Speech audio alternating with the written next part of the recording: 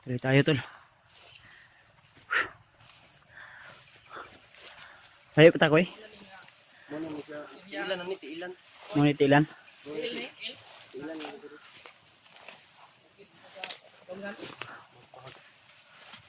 Ito na yung Mount Bahag tol. Narating na namin ni Brad Mikoy. At kasama pa rin natin, walang iba kundi si Brad Pidot. Kami lang po apat ngayon. Bali apat kami lahat na nagkasama-sama dito. May saging oh. Ano siguro yan, reject.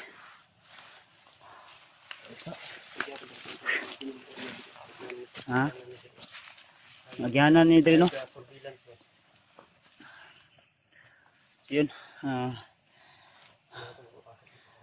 akit agad bundok kami tol.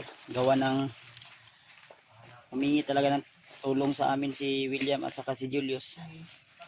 At hindi pwede na tagalin pa namin yung sa oras nila Jay.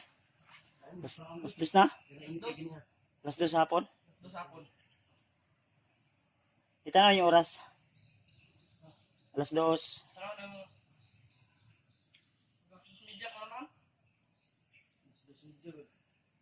Dos media.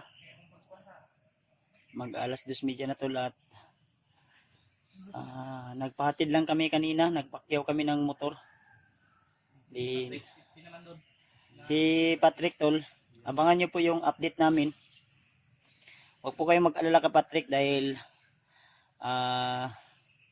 isinugod namin sa ospital. Buti na lang at yung kanyang sugat sa ulo, iba talaga pag sa ulo na ano tol, may sugat. Hindi naman masyadong malaki. Medyo ano lang, may sugat. Kaya malakas yung dugo dahil nga sa ulo at maraming ugat. Kaya abangan nyo po yung video na i-upload natin sa update kay Patrick. So nandun po siya sa bahay nagpapahinga habang yung asawa ko naman yung nagbabantay. So huwag po kayong mag-alala tol. Sa lalong madaling panahon mas pipilitin namin nila Mikoy na matuntun agad yung iba naming kasamahan. Lalo na yung mga bihag mga tol. Kasi laging nilipat-lipat ng mga hayop ng mga bandido. Unsa ni nga bukid riya? Mount Bahag. Og mo yung kagtiilan napata sa ubos. Kana sa ibabaw ani. Dili na niingon nga kuan. Mo nang hindi tayo kampante masyado. Dahil may mga nakita akong apak diyan ba sa unahan yung nadaanan natin. Yan si Brad Pidot na sa unahan tol, mamatyag. At buti na lang mabilis yung pag ano namin dito dahil nandyan si Mikoy. Kasi si Mikoy talaga yung nakakaalam dito sa bundok tol dahil nadaanan nila itong lugar na ito. Unsa tong gisent nga location nila William? Oy. Itong gisent nila William nga location sa imo ha. Kabalo ka to. Dito mo proceed. Maintag kitaan dayon nato sila koy. Maintag walang harang tol. Kasi kanina may iniwasan kami. Mga 4 yata yun nagpapatrolya. Kaya ang sabi ko sa kila Mikoy na para hindi maalarma o maalerto sila ay mas mabuti na umiwas muna kami.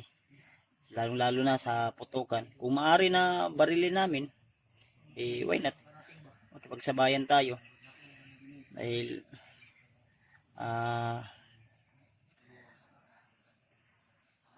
humingi din ng tulong yung iba nating hunter. Yeah. Ita magdugay kay kasi ay lang ko pensa yun at least na nata sa area.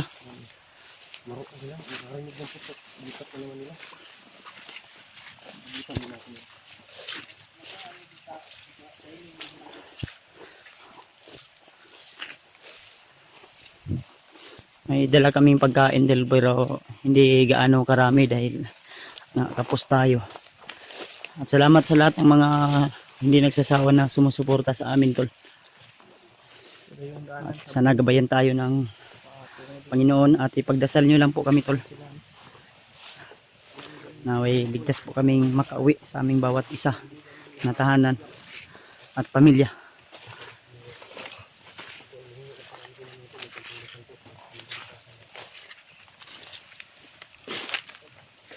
Share ko ng video na ito mga tol. Hindi po yung aming bawat video para marami pong makapanood, lalo yung mga kasamahan namin. May mga kwanreo, may mga apak siguro. Dami silang mga dumadaan dito.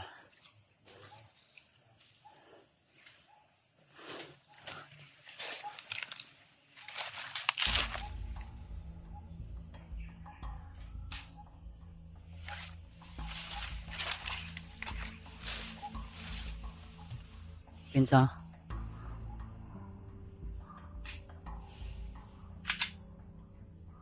Parang may tao sa ibabaw. Koy. Koy. Sige, may tao sa ibabaw. Na ako'y na kuan nga kasa sa armas. Pinsa basig sniper na.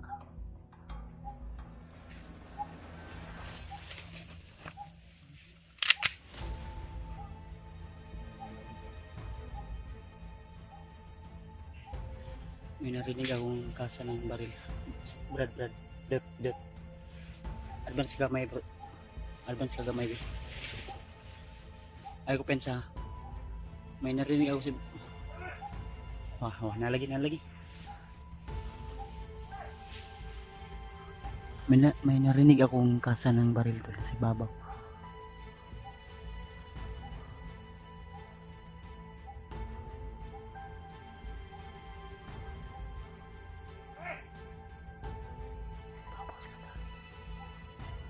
Yung sinasabi namin, huwag pa rin tayong kampante dahil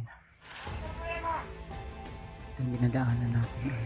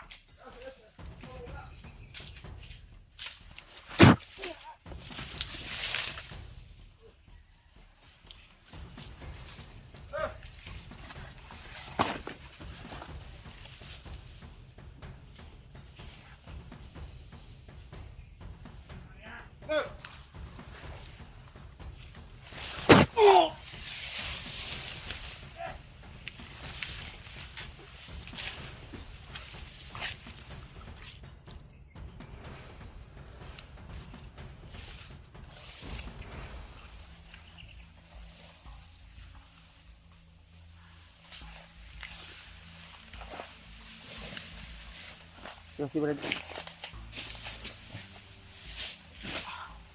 Sila ka bukod dito sa babaw. Ayun na. Sa. Tusi. Isang taon. Tusi brad. Pambaliin na di. Tanaw daw nabay mga kuana dalang agimat. Ha? Wala. Ay sana sa unahan, bro. Sino na yung mga dala agimat brad? Tanawa.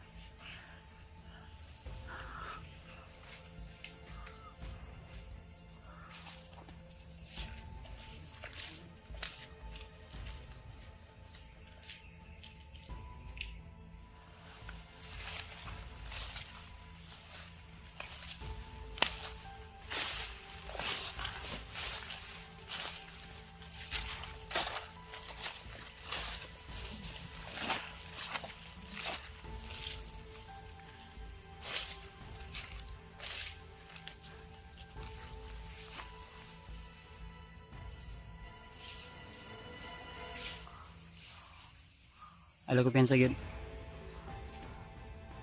Masid lang muna.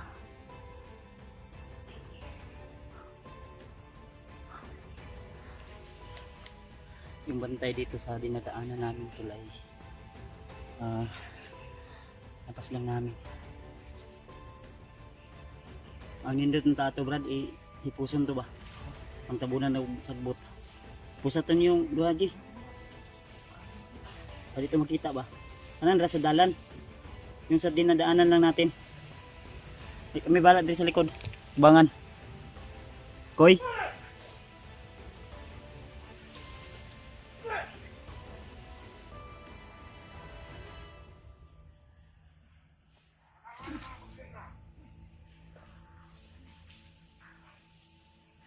Naniabot ha.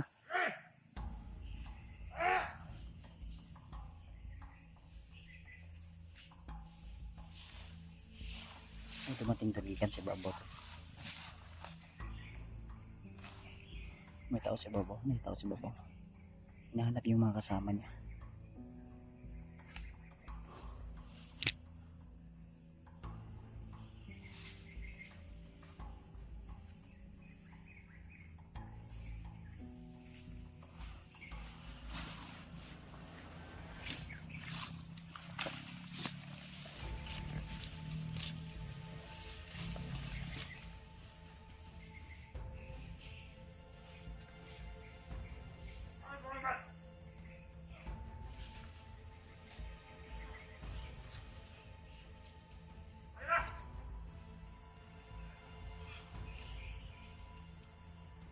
Sa baba daw yung kasama nila.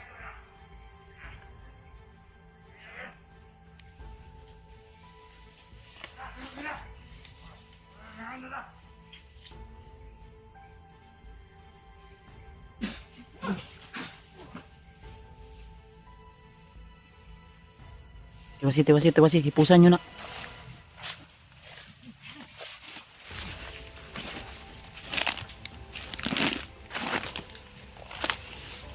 Tabunig, pang tabunig, kuan.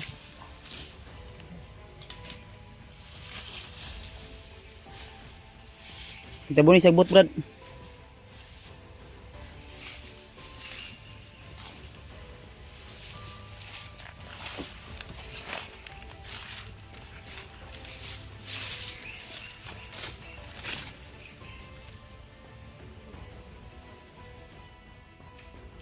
Isaw.